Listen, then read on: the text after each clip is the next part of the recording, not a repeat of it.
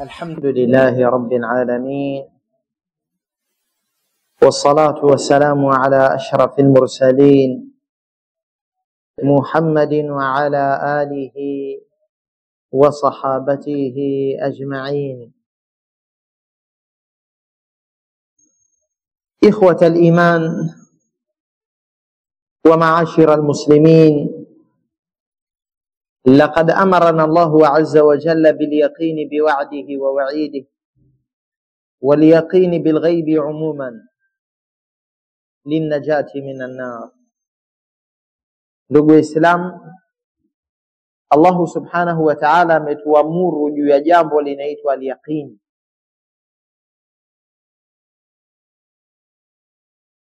Yaqini juu ya ahadi zake njema, yaqini juu ya makemeo yake, yaqini juu ya mambo yote ya ghaib tulioelezwa. Nini maana ya al-yaqin? Al-yaqin maana yake ni kuwa na hakika 100% juu ya yale yote ambayo Allahu azza wa jalla ameyaeleza, na juu ya yale yote ambayo Mtume sallallahu alayhi wasallam ametuelezea. Tukiulizana kilichotuponza ni nini, jawabu itakuwa la kwanza lililotuponza ni ukosefu wa al-yaqin.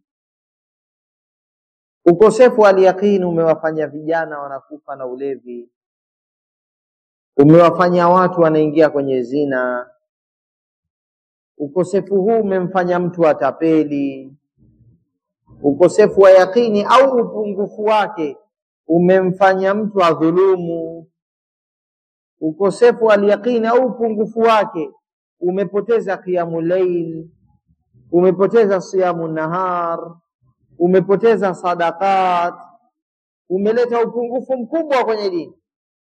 Upungufu wa kitu kinachoitwa al-yaqin biwa'dillahi wa wa'idihi, uhakika wa 100% juu ya ahadi ya Allah na makemeo yake.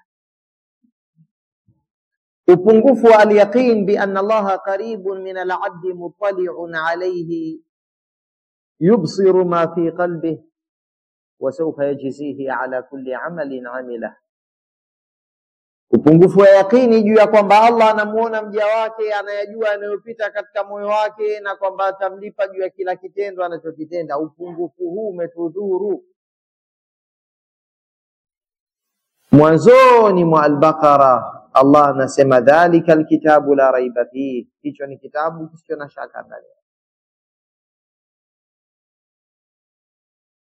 Hebu tufikirieni ndugu Waislamu, mwanzo wa sura na ndio mwanzo mwa al-Qur'an, na kabla ya sura hiyo sura ya mwanzo katika mpango wa Qur'ani inasema maliki yaumiddin, miliki wa siku ya malipo. Kwa hiyo katika al-Fatha tunaambiwa malipo yapo, tunaanza na al-Baqara tu sura ya pili tunaambiwa hiki ni kitabu hakina shaka ndani yake, mmeambiwa mtalipwa. Na hiyo siku inakuja. La raiba fihi hudan lilmuttaqin. Tunaendelea mbele kidogo, ukurasa huo al-Baqara wa mwanzo, Allah anasema wa bil akhirati hum yuqinun, waumini wa kweli akhira wana hakika nayo 100%. Nini maana yuqinun? Maana yake hum ala yaqinin wa ta'akkudin kamilin wa tahaqquqin duna miryatin wala raibin bi annahum sawfa yalqawna hadha al-ghaib al-maw'ud bih. Wana yaqini watakutana na hiyo ghaib walioahidiwa. Jamani, al-yaqin ni kitu ghali katika ulimwengu huu kuliko kila kitu. Al-yaqin inazidi thamani ya nyumba, inazidi thamani ya mke, inazidi thamani ya watoto, inazidi thamani ya kila kitu. Ibrahim Khalilullah aliomba al-yaqin, Rabbi arini kaifa tuhyi al-mauta, Mola wangu nionyeshe vipi unahuisha wafu. Akamwambia awalam tu'min, kwani hujaamini wewe? Akasema bala walakin liyatma'inna qalbi, nishaamini lakini nataka moyo wangu utulie. Yutminanul qalb ndo al-yaqin.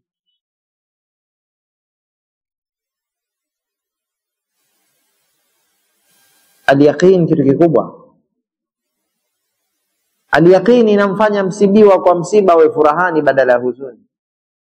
Al-yaqini inamfanya mtu apokee mauti kwa furaha, si huzuni, kwa sababu ana yaqini anayoenda kukabiliana nayo ni mambo gani. Ni msiba mwanadamu kufa bila ya yaqini, na kifo ndo mwisho wetu sote, na kifo kinatisha ila kwa sahibul yaqini, kwa sababu mwenye shaka alokosa yaqini kaburini atakapoulizwa akawa hakujua kujibu kwa sababu ya mambo hakuyafuatilia, ataambiwa ala shakkin kunta wa alayhi mitta, ulikuwa na shaka ukaishi nayo na juu ya shaka umekufa. Uliishi na shaka ukafa nayo.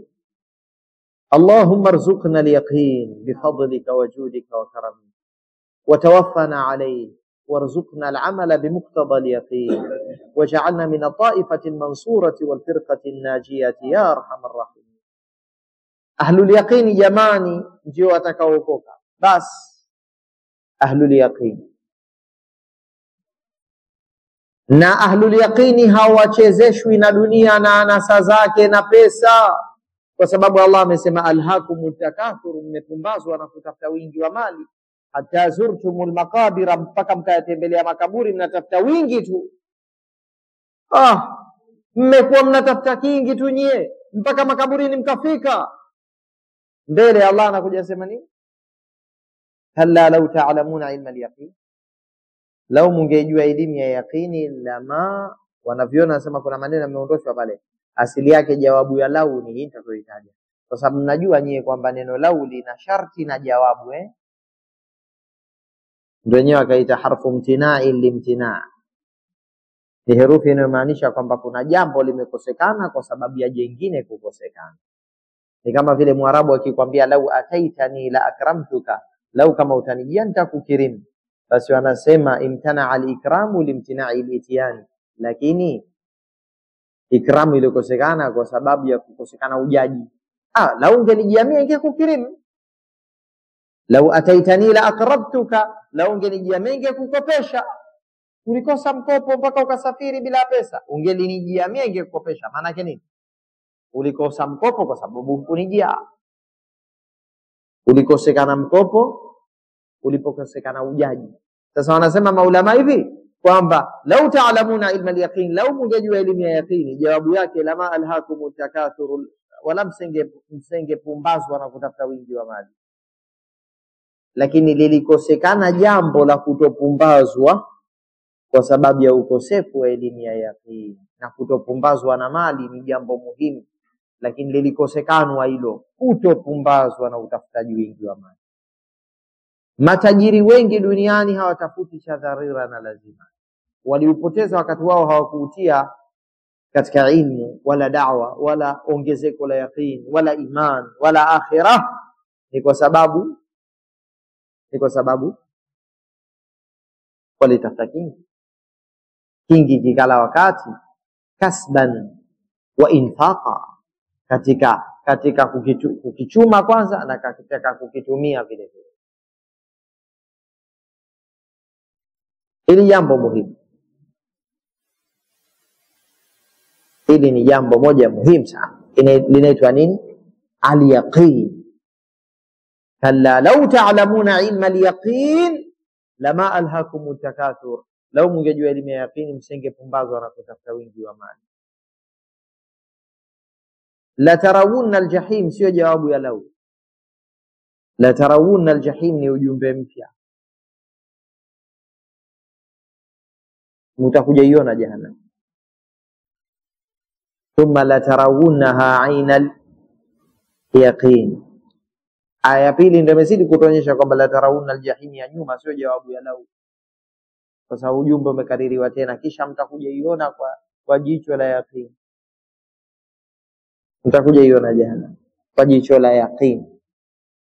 Sasa kuna ilmu al-yaqin na kuna ainul yaqin. Jicho la yaqini akhira litaona jahannam, waovu wataonyeshwa jahannam. Tena Qur'ani inasema kwamba watasimangwa waambiwe, afasihrun hadha am antum la tubsirun islauha fasbiru au la tasbiru sawaun alaykum.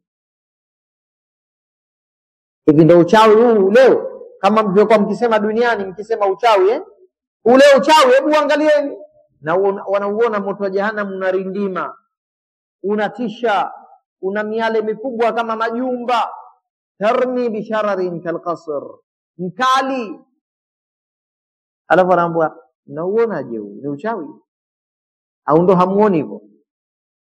Afasihrun hadha am antum la tubsirun, basi ingieni leo mkisubiri, mkikosa subira sawa sawa. Kwa watu wa jahannam wanaambiwa subira ya jahannam haina thamani, ingieni muungue humo, mkisubiri msiposubiri sawa kwenu.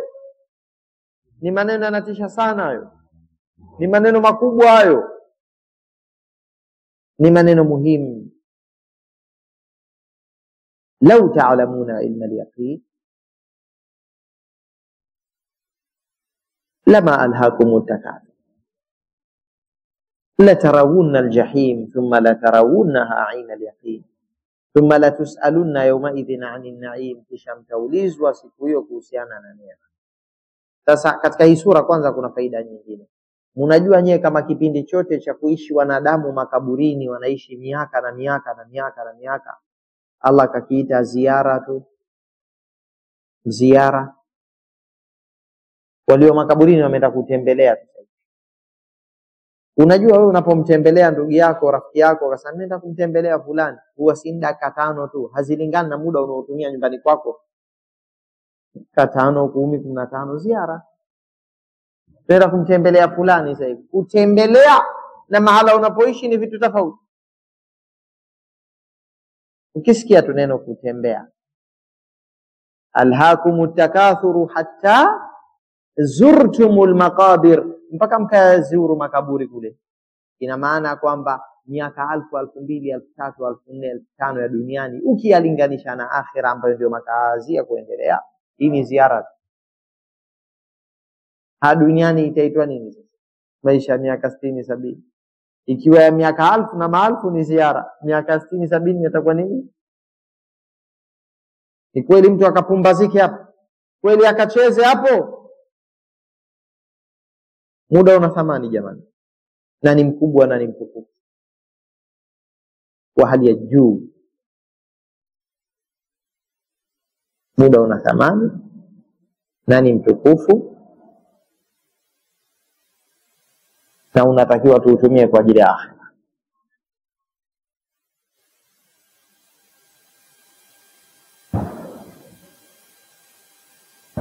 Hatta zurtumul maqabir kalla sawfa ta'lamun, sivyo hivyo mtakuja jua. Thumma kalla sawfa ta'lamun, kisha sivyo hivyo mtakuja jua. Lau ta'lamuna ilma al-yaqin, lau mngejua elimu ya hakika nyinyi, 100 juu ya 100 msingepumbazwa na kutafuta wingi wa mali. La tarawunna al-jahim, wallahi mtauona moto wa jahannam. Thumma la tarawunnaha 'ayna al-yaqin, kisha mtauona kwa jicho la yaqin. Thumma la tus'alunna yawma idhin 'anil na'im, kisha mtaulizwa siku hiyo kuhusiana na neema. Mnajua neema gani ya mwanzo mtaulizwa? Muhimu sana, kubwa hiyo, mpaka makaburini mnaitaka. Ni wakati sura ijayo imeanza na neema hiyo, wal asri innal insana lafi khusr.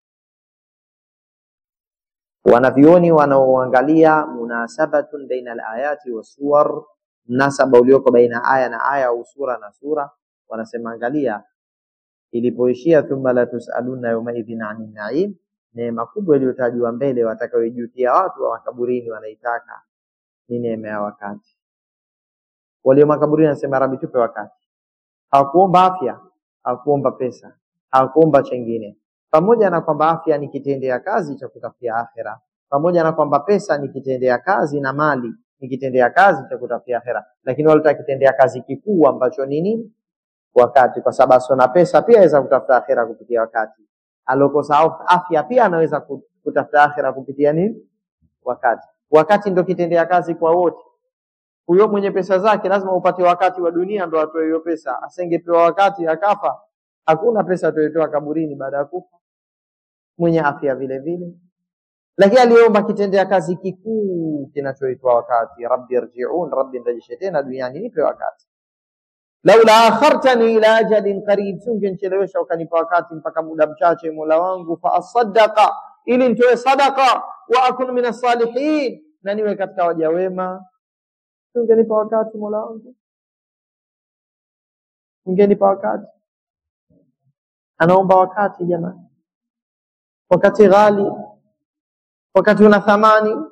Wal asri, na hapa juu ya wakati, innal insana lafi khusr, hakika wanadamu wote wamo ndani ya hasara kwa kuwa wameuharibu wakati. Illa alladhina amanu, ila wale walioamini, wa amilu salihati, na wakatenda mema, watawasau bil haqqi, na wakahusiana haki, watawasau bis sabri, wakahusiana subira. Subira, wamehusiana haki na wakahusiana nini? Subira. Yaqini jamani, yaqini. Al-yaqini ni kitu kikubwa na kina thamani na ni kitu muhimu, na kila mmoja akakitafute kwa dua na kwa da'wa. Kwa dua kumuomba Allah atupe yaqini, na kwa kuisikiliza da'wa, na ikiwezekana kwa kuizungumza da'wa, na kwa kuisoma da'wa iliyo ndani ya Qur'ani pia.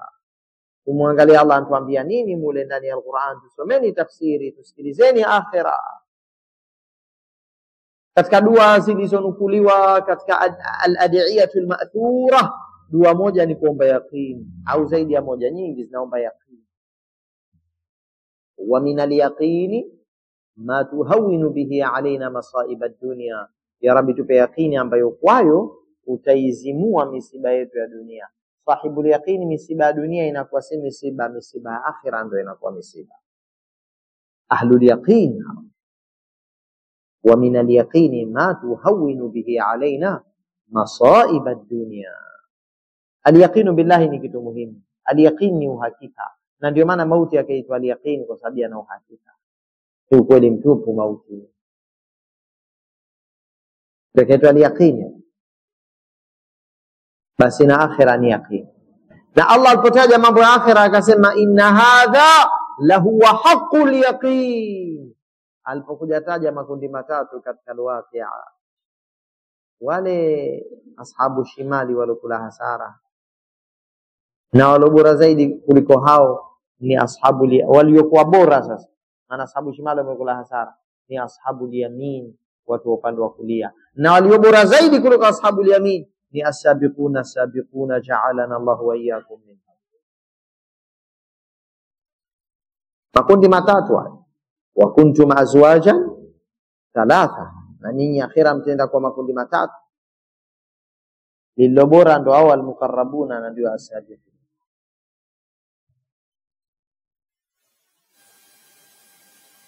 Mwisho akasema inna hadha, hakika hayo makundi na hizo starehe zao au waja wema, kama ni ashabul yamin au as-sabiquna al-muqarrabun, pia na malipo ya upande wa watu wa shimali ya adhab, na habari zote zotajwa humo. Inna hadha la huwa haqqul yaqin, hakika hayo hasa ndio yenyewe haki ya yaqin. Wanaviona nasema kuna mikazo mingi kwenye aya hiyo. Kwanza akasema inna, hakika, alafu kasema lamul muwatta lilqasam la huwa, alafu kaja dhamirul fasli baina almubtada'i wal khabar yufidu aidan at-ta'kid.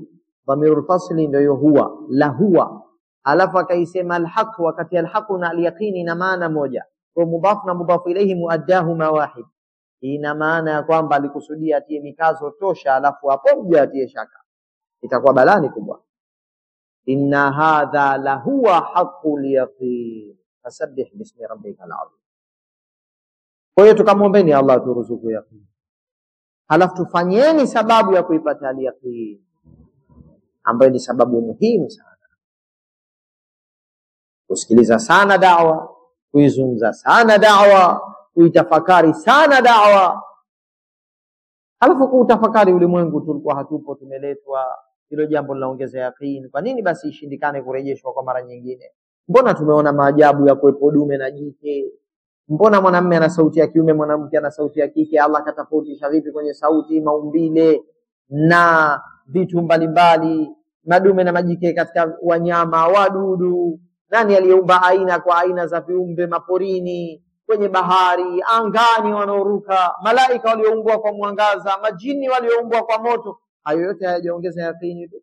Walaqad alimtumun nash'ata al-ula falawla tadhakkarun, nyinyi mmejua kuanzishwa kwa mara ya mwanzo, basi si mungekumbuka kwamba na kurejeshwa kupo. Wanadamu anatia shaka, na Allah havujishi mtihani, kwa sababu kawaida mtihani hata dunia huvujishwi. Mtihani wa dunia unatahiniwa wewe, mtahiniwa kwa mambo ya ghaibu huko. Kabla kuingia chumba cha mtihani unaambiwa soma upendavyo buku lako. Ushaingia mule tu, majawabu yawe ghaibu katika basar, yabakie kwenye basira. Yabakie kwenye nini? Basira. Yani akilini kwa majawabu si tatizo, lakini kuona machoni ukaingia na kibomu chako pale, hilo ni tatizo kubwa. Itachukuliwa karatasi, utanyimwa mtihani na fedheha itakuwa hali. Sasa na Allah anataka akhira iwe ghaibun anil absar, sio anil basira. Basira ione akhira kama kwamba tumeiona hivi. Sasa kuletwa aliye kaburini aje duniani tena atueleze aliyoko kule, itakuwa mtihani umevuja tu. Kwa hiyo kutofufuliwa waliomo mule wakatueleza si sababu ya kwamba akhira haipo na mambo kaburini hayapo. Si sababu ya kusema hayapo, yapo, lakini ni ghaibu hiyo, ufe ndo ukaione wewe. Annasu niyam. Ali ibn Abi Talib anasema watu wamelala, fa idha matu tabahu, wakifa watamka, na ukweli wataua. Al-yaqinu billah aghla shay'in fi hadha al-alam. Al-yaqinu billah ni kitu ghali zaidi katika ulimwengu. Kweli Isa ibn Maryam akaishi hana nyumba, hana mke, hana mavazi, anatembea tu, anafanya da'wa na waita watu katika yaqini, mwenyewe sahibu yaqini. Kwa kuipata yaqini, thamani yake kubwa duniani na akhira ameshafanikiwa ni katika ulul azmi min ar-rusul. Kukosa neema za kidunia si kudharaulika. Na kama wanadamu watakudharau, watakujajua wakati wa kufa au mambo yakoje. Kukosa neema hii inaitwa yaqin, ndio msiba. Na siku zote misiba ikigonga kwenye dini ndio misiba, sio dunia. Na ile dua niliyoitaja, wa minal yaqini ma tuhawinu bihi alaina masaiba dunya, ndani yake imekuja wala taj'al musibatana fi dinina. Mola wetu usifanye msiba wetu kwenye dini yetu. Wala taj'al dunya akbara hammina, wala usifanye dunia ndio jambo kubwa linalotushughusha, usifanye hivyo. Akhira ndio maksadi. Kwa hiyo sote tukafanye hima, tukafanye bidii, tukaipate al-yaqinu billah, na tumuombe Allah, tumnyenyekee mpaka atupe hicho kitu kinaitwa al-yaqin. Tukikipata hicho tukafanacho, tumefanikiwa. Kwanza tukikipata ni msukumo mkubwa hicho cha kumpeleka mwanadamu katika kuitafuta akhira kwa nyanja zote. Kitu hicho kinachoitwa al-yaqin. Na Allah ni mkarimu na anawapenda waja wake, na yuko tayari awape wakifanya bidii na juhudi na wakaonyesha talabun haqiqi, utashi wa uhakika wa ukweli. Mwenye talab Allah anampa. Mwenye talab atakayeonyesha uhitaji, akamlilia Allah, akatoa machozi, akamka usiku, kama vile akiamka usiku analake analitaka kubwa kweli kweli, hilo analiamkia usiku bwana, basi na al-yaqini jambo kubwa. Tulitafute, tumuombe Allah kwa unyenyekevu wa hali ya juu, na yeye ni mwingi wa rahma na ni mkarimu subhanahu wa ta'ala. Wa akhiru da'wana alhamdulillahi rabbil alamin.